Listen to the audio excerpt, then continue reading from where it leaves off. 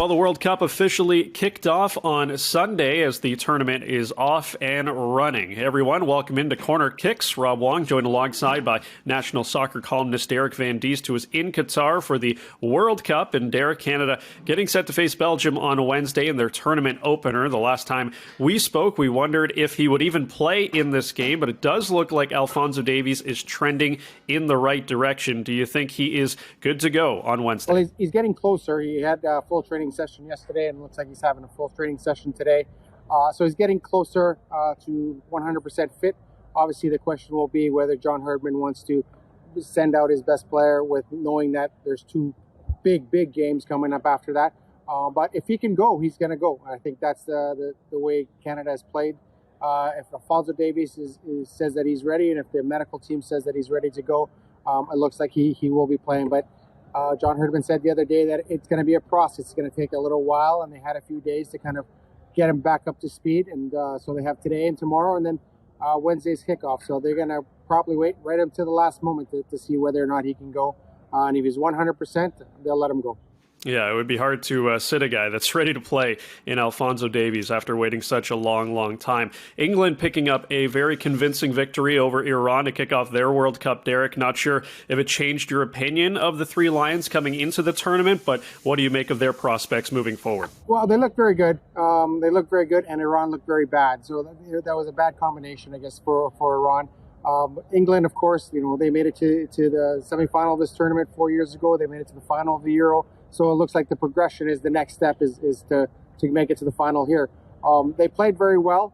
They really attacked well. I thought they moved the ball around really well. There was different options, attacking options. It wasn't just all looking for Harry Kane. It wasn't just let's try and get him the ball and see if he can score. There's a lot of movement around. Saka obviously played well, and then they had good substitutions late. But Iran it didn't look very good. They didn't look very organized. They really struggled. They lost their starting goalkeeper 25 minutes into the game. That never helps. So the backup had to come in, and the first thing he did was pick the ball out of his own net 35 minutes in. So it was a good performance by England. They got to be happy. I don't know if they're very happy about conceding 2 goals. They're always talking about clean sheets and defending well. So they scored 6. They conceded 2. They're probably not happy about that. But I think overall you got to be happy with a 4-goal win in your first game. So it's a very good performance. The only bad thing out of that game is the central defender, Harry Maguire. He left the game with about 20 minutes to go.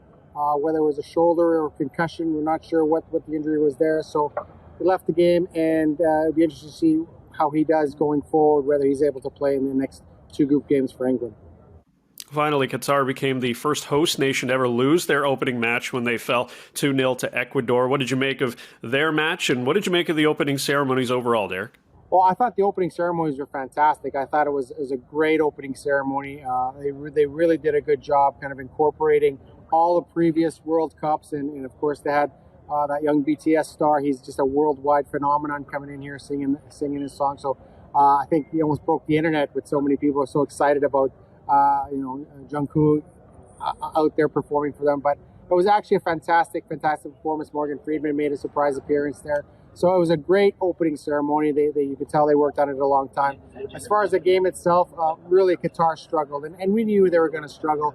We saw Qatar in September when Canada went to play them in Vienna. And they're basically, they're a club team. All their players play here in Qatar for the teams here in Qatar. They've been together for a long time. But they just looked very, very nervous at the start. They looked very nervous. They looked like they were overwhelmed by just the whole process, the whole event. It's been 12 long years they've been preparing for this World Cup. They've been going through. It's been a long process, and finally when it got here, they looked very nervous coming out. They lost 2-0. It could have been a lot worse, so it wasn't an embarrassing loss. So hopefully the coach said after the game, we can get better. We can get better. We were a little nervous. So hopefully they get better. And basically, they need to score a goal. I think they need to score a goal. That's going to be good, and then moving forward. But I think also Ecuador looked pretty good. Ecuador is a very good team, and they look very strong. So they were very happy the way they started the tournament. Well, it's been a very interesting start to the tournament. Still lots more to come. You can find all of Derek's World Cup coverage from Qatar at Postmedia. You can also find him on Twitter at Derek Van Diest.